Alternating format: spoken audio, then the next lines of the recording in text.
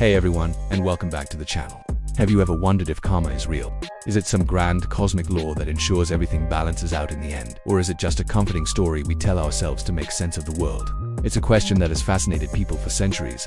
Today we're going on a journey to explore the mystery of karma, from its ancient roots to what modern science and psychology have to say. And trust me, the answer might be more surprising and powerful than you think. You'll definitely want to stick around till the very end for this one. So, let's start at the beginning. Where did this whole idea of karma even come from? The concept has deep roots, originating thousands of years ago in ancient Eastern traditions, particularly Hinduism and Buddhism. In these philosophies, karma wasn't just a simple saying, it was a fundamental principle of existence. The word karma itself comes from Sanskrit and literally means action, work, or deed. The core idea was that every action, every word, and even every thought you have carries a certain energy.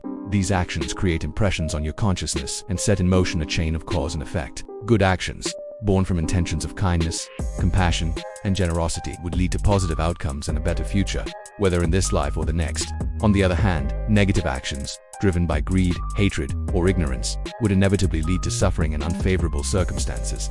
It was seen as a natural law of the universe, as certain as gravity. Over time, as these ancient ideas traveled across continents and cultures, the concept of karma was simplified and adapted. It shed some of its complex philosophical and religious layers and entered mainstream global consciousness. Today, when someone says what goes around comes around, they are tapping into this ancient wisdom.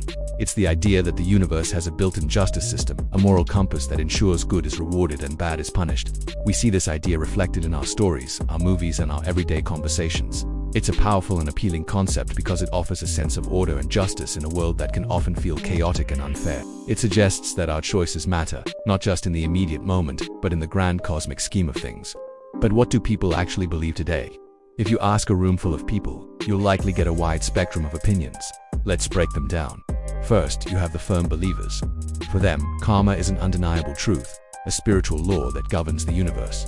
They see it as proof that there is a moral fabric to reality, and that every action is weighed on a cosmic scale. They might share stories of seeing a kind person receive an unexpected reward, or someone who caused harm face a sudden downfall, seeing it as direct evidence of karma at work. They believe the universe is constantly balancing itself, ensuring that justice, in some form, is always served.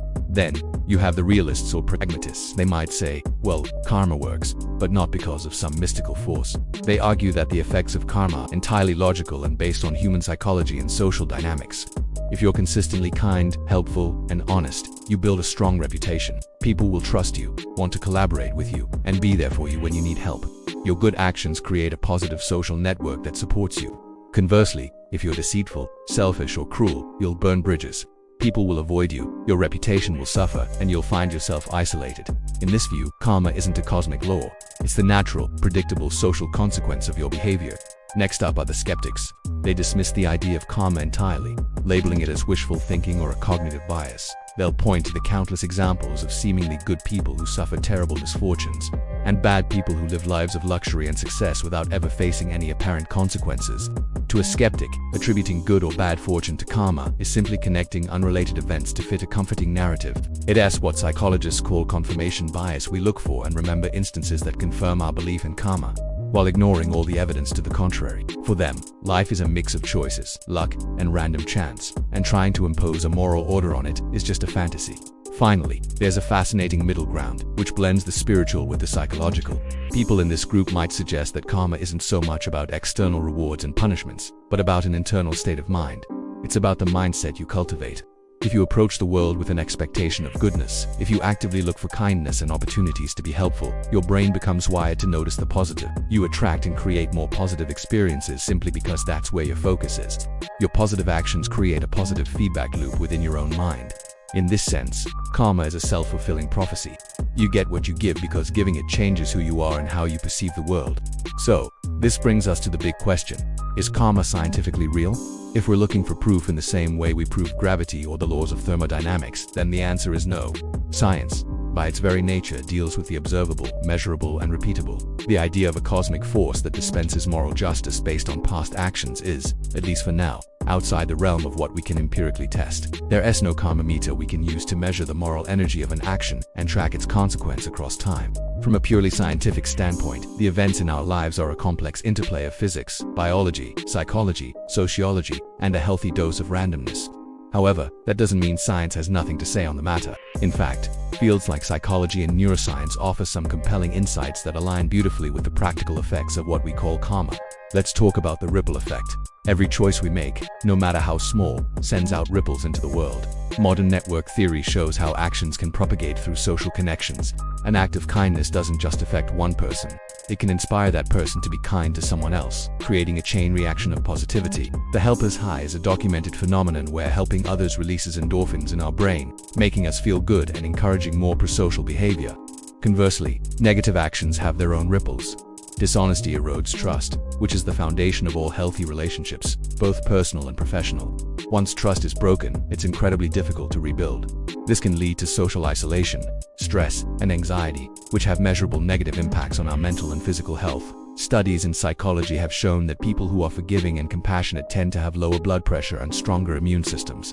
Those who hold on to anger and resentment often experience chronic stress, which is linked to a host of health problems. So, while it may not be cosmic justice, there is a clear, scientifically observable feedback loop. Our actions and intentions directly shape our social reality and our own internal biochemistry. Karma might not be magic, it might just be the most profound and elegant description of human social and psychological dynamics ever conceived. So, let's bring it all together. Is karma real? Maybe not in the way we often imagine it's a celestial accountant keeping a running tally of our good and bad deeds. There probably isn't a universal force that will drop a piano on a bad guy's head or deliver a winning lottery ticket to a saint. The universe is likely indifferent to our moral struggles, but that's not the end of the story. Because in a very real, tangible, and scientifically observable way, karma exists. It exists in the neural pathways of our brains that are reshaped by our habits and intentions. It exists in the social bonds that are strengthened by trust and kindness, and frayed by deceit and selfishness. It exists in the legacy we build with every single choice we make. Perhaps the real power of karma isn't as an external law we are subject to, but as an internal principle we can choose to live by. Believing in karma, whether literally or metaphorically, encourages us to be more mindful of our actions. It pushes us to consider the long-term consequences of our choices and to be the kind of person who leaves positive ripples in the world. In the end, whether you believe in a cosmic force or the simple psychology of cause and effect, the outcome is the same. Our actions matter. They shape our reality, our relationships, and ultimately, who we become. So, the real question isn't, is karma real? The real question is, what kind of mark do you want to leave on the world? What ripples will you send out today? That's a lot to think about. I know, and I'm genuinely curious to hear what you think. Have you ever had an experience that felt like karma in your life? Good or bad? Share your story in the comments below. Let's get a conversation going.